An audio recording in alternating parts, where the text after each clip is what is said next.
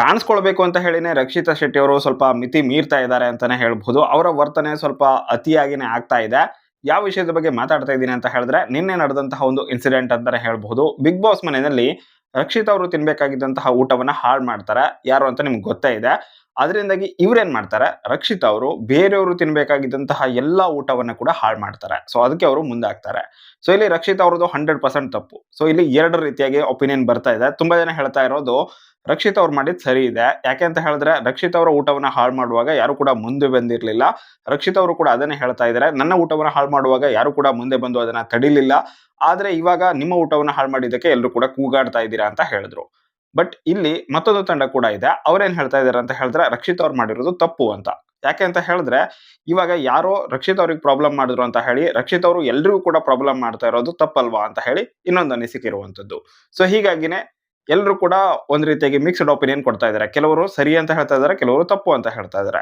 ನನ್ನ ಒಪಿನಿಯನ್ ಏನಪ್ಪಾ ಅಂತ ಹೇಳಿದ್ರೆ, ಸೊ ಇವಾಗ ರಕ್ಷಿತಾ ಶೆಟ್ಟಿ ಅವರು ಬೇರೆಯವರ ಊಟವನ್ನ ಹಾಳು ಮಾಡಿದ್ರಲ್ವಾ, ಸೊ ಆ ಒಂದು ವಿಷಯವಾಗಿ ರಕ್ಷಿತಾ ಶೆಟ್ಟಿ ಅವರು ಹೇಳದದ್ದು ಏನಪ್ಪಾ ಅಂತ ಹೇಳಿದ್ರೆ, ತನ್ನ ಊಟವನ್ನ ಹಾಳು ಮಾಡುವಾಗ ಯಾರು ಕೂಡ ಮುಂದೆ ಬರಲಿಲ್ಲ ಅಂತ ಹೇಳಿ.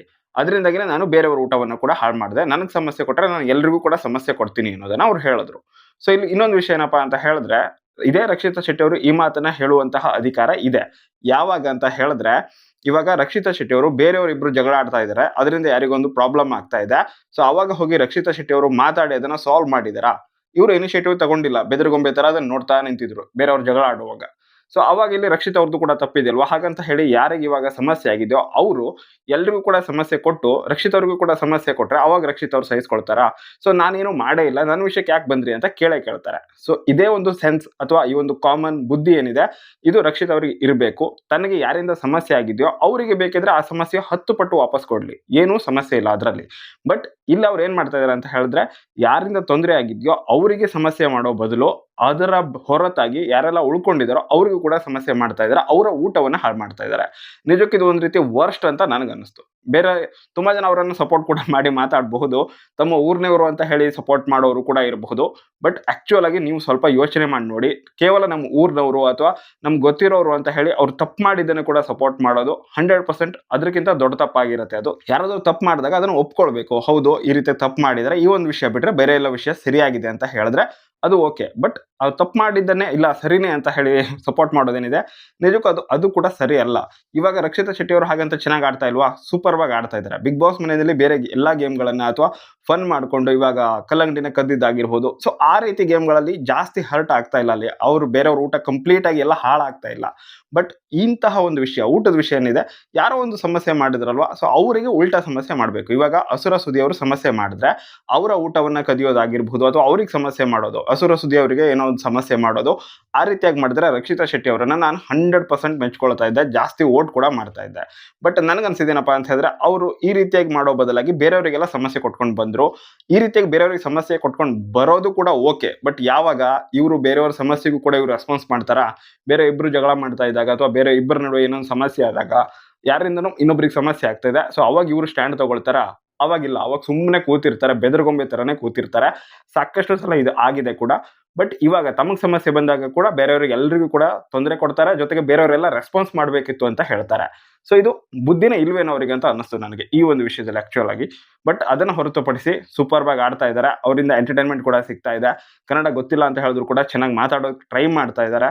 ಸೊ ಒಂದ್ ರೀತಿ ಫನ್ ಕೂಡ ಆಗ್ತಾ ಇದೆ. ಜೊತೆಗೆ ಅವರು ಕನ್ನಡವನ್ನು ಕಲೀಲಿಕ್ಕೆ ಟ್ರೈ ಮಾಡ್ತಾ ಇದಾರಲ್ವಾ, ಅದು ಇಷ್ಟ ಆಯ್ತು. ಬಟ್ ಈ ಒಂದು ವರ್ತನೆ ಇಷ್ಟ ಆಗಿಲ್ಲ. ತುಂಬಾ ಜನ ಅವ್ರಿಗೆ ಯಾರೆಲ್ಲ ಸಪೋರ್ಟ್ ಮಾಡ್ತಿರೋ ಸೊ ಅವ್ರಿಗೆ ನಾ ಹೇಳೋದು ಒಂದೇ ಮಾತು. ಏನಪ್ಪಾ ಅಂತ ಹೇಳಿದ್ರೆ, ನೀವು ರಕ್ಷಿತಾ ಶೆಟ್ಟಿ ಅವ್ರು ಯಾವಾಗ ಚೆನ್ನಾಗಿ ಆಡ್ತಾರೋ ಅವಾಗ ಒಳ್ಳೆ ಸಪೋರ್ಟ್ ಮಾಡಿ, ತುಂಬಾನೇ ವೋಟ್ ಹಾಕಿ ಅವ್ರಿಗೆ ಸಪೋರ್ಟ್ ಮಾಡಿ. ಬಟ್ ಯಾವಾಗ ಅವರು ಚೆನ್ನಾಗಿ ಆಡಿರೋದಿಲ್ವೋ ಆ ವೀಕಲ್ಲಾದ್ರೂ ಸ್ವಲ್ಪ ವೋಟ್ಗಳು ಕಮ್ಮಿ ಬಂದ್ರೆ ಅವ್ರಿಗೇನೆ ಅರ್ಥ ಆಗುತ್ತೆ.